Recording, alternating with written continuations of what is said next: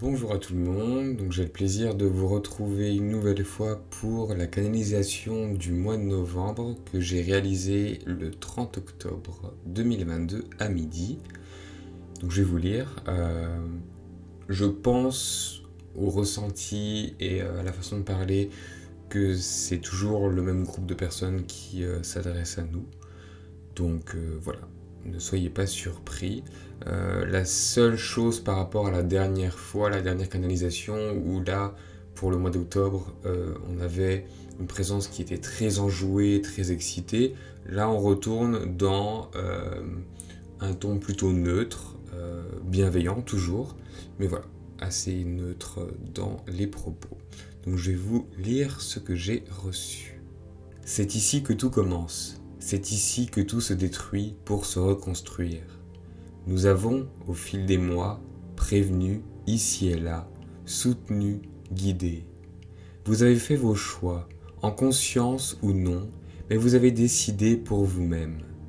Il est venu maintenant le temps de la récolte, celle qui vous aidera à faire germer les graines qui sont encore à peine sorties, car certains les ont enterrées bien profond pour s'assurer qu'elles prendraient bien le temps qu'il faut afin d'éclore dans leur majesté la plus absolue.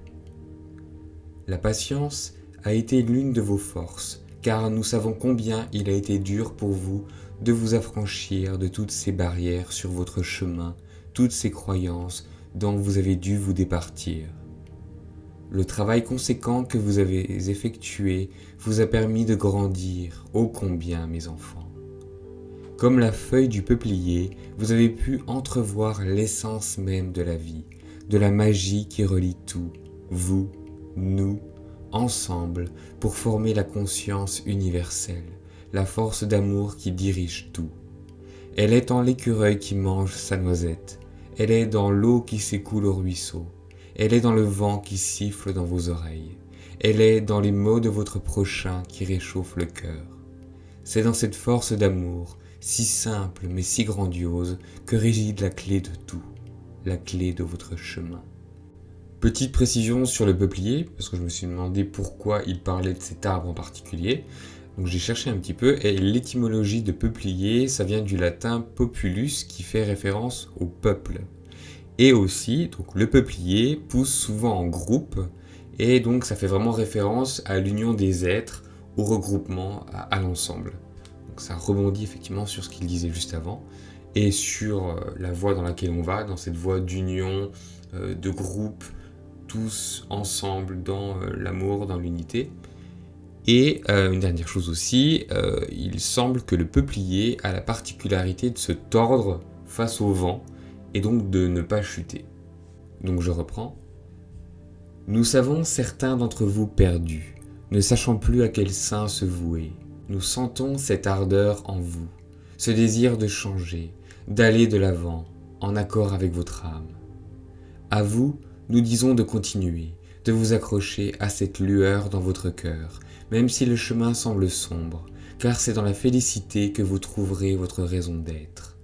Soyez courageux, soyez aimants, soyez dans le partage de ce qui fait le monde de demain. Soyez en accord avec vous-même, vos principes, vos paroles. Soyez en parfaite harmonie avec la source de tout. Donc j'ai demandé ensuite un message plus précis pour novembre, et il m'a envoyé une image directement. Donc dans l'image, ce que j'ai vu, c'est il fait quasiment nuit, et je vois une barque qui flotte sur une immensité d'eau, et quelqu'un est couché dans la barque et attend. Il y a des vagues qui viennent soulever la barque, qui viennent la faire bouger, mais elle ne chavire pas. C'est-à-dire que les vagues passent vraiment en dessous de la barque, donc ça fait vraiment un petit mouvement de la barque, mais la barque, elle reste plus ou moins stable. Et donc il m'explique que novembre va être un mois d'attente, où si l'on reste calme, confiant, on naviguera sans se faire emporter par les vagues successives qui viennent frapper la coque et qui passeront sans nous faire de mal, sans nous chambouler. Si je zoome maintenant dans l'image sur la personne qui est dans la barque, ce que je vois, c'est qu'en fait elle serre entre ses bras contre elle un bocal, et dans ce bocal il y a une lumière dorée assez vive, et cette lumière, ça l'apaise, ça lui donne de la foi et ça la réchauffe. Et c'est comme si avec cette lumière, rien ne pouvait lui arriver, quand bien même elle est dans une mer qui est agitée, dans l'obscurité, etc. Donc j'ai redemandé pour novembre plus de précision, et j'ai entendu donc le terme moisson. Donc là on m'explique en fait à nouveau que pour certains ça va être un mois d'accélération pour faire germer les graines qui ont été plantées à très grande vitesse. Donc ça risque d'être un petit peu désagréable car ça va vraiment être rapide dans les guérisons, les changements, parfois peut-être un peu brutal, mais en tout cas c'est pour leur bien. Et comme les mois précédents, j'ai demandé s'ils voulaient bien me donner des prédictions. Mais bon, ils ont quand même eu de la réticence ces derniers mois à m'en donner. Ça n'a pas été le cas sur tous les mois. Octobre, on en avait eu, mais là, ils m'ont dit non. Qu'ils ne me diront rien parce que c'est pas l'intérêt de ce mois de novembre. Et il termine en disant « Novembre, c'est l'entrée en matière, la délicate éclosion pour certains, explosion pour d'autres. Merci de votre écoute, allez en paix. » Voilà, bah écoutez, c'est tout pour la canalisation. J'espère que vous passerez un beau mois de novembre.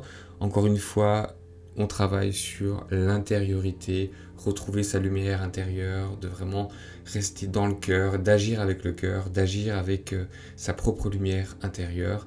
Et pour, encore une fois, l'image qu'ils nous ont aussi donnée, c'est dans la tempête, on reste centré sur soi, à la barre de son bateau, et tout se passera bien.